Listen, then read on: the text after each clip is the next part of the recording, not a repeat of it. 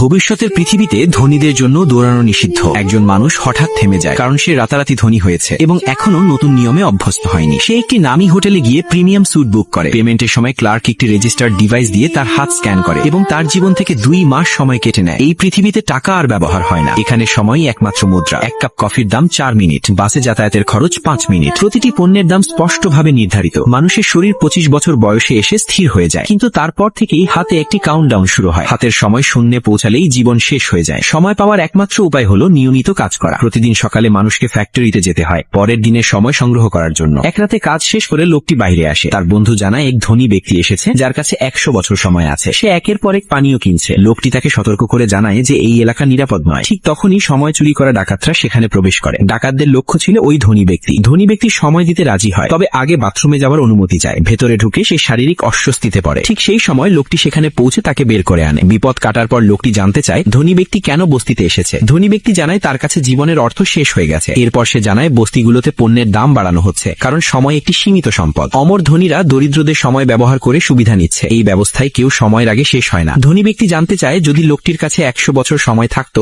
সে কি করত। লোকটি বলে তখন তাকে বারবার সময় দেখতে হতো না। এই কথাটি ধনী ব্যক্তির সিদ্ধান্ত প্রভাব ফেলে। পরের দিন সকালে লোকটি ঘুমিয়ে থাকে। ধনী ব্যক্তি চুপিসারে তার সমস্ত সময় লোকটির হাতে ট্রান্সফার করে দেয়। নিজের জন্য মাত্র 5 মিনিট রেখে সে একটি সেতুর উপর বসে থাকে। কিছুক্ষণের মধ্যেই তার সময় শেষ হয়ে যায়। পরে লোকটি বিষয়টি জানতে পারে। এরপর সে ফুল নিয়ে স্টেশনে মাকে আনতে যায়, কিন্তু মা সেখানে পৌঁছায় না। সে বিপরীত দিকে দৌড়ায় এবং জানতে পারে মা ঘরের লোন পরিশোধ করেছিলেন। মায়ের হাতে বাড়ি ফেরার মতো সময় ছিল, কিন্তু হঠাৎ বাসের ভাড়া বেড়ে যাওয়ায় তিনি বাসে উঠতে পারেননি। সাহাগী চাইলে কেউ সাড়া দেয়নি। বাধ্য হয়ে তিনি হেঁটে ও দৌড়ে এগোন। সময় শেষ হওয়ার ঠিক আগে তিনি ছেলেকে দেখতে পান। ছেলে সময় ট্রান্সফার করতে যাচ্ছিল, ঠিক তখনই মা ছেলের কোলে পড়ে যান এবং তার সময় শেষ হয়ে